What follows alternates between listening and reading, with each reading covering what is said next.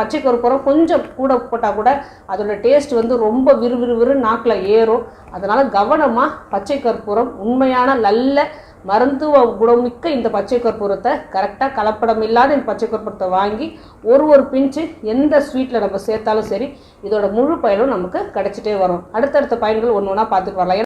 3 வித பச்சை கற்பூரத்தை பற்றி சித்தர்கள் சொல்கிறாங்க. ஈசன் பச்சை கற்பூரம், வீமன் பச்சை கற்பூரம், அப்புறம் பூதா சிறையான் பச்சை கற்பூரம் அப்படின்னு சொல்கிறாங்க. ஈசன் வந்து நல்ல ஒரு காரத்தன்மை உடையது அப்படின்னு சொல்கிறாங்க. கபத்தால் ஏற்படுற சுரத்தை வந்து உடனே போக்கக்கூடிய வல்லது அப்படின்னு சித்தர்கள் சொல்கிறாங்க.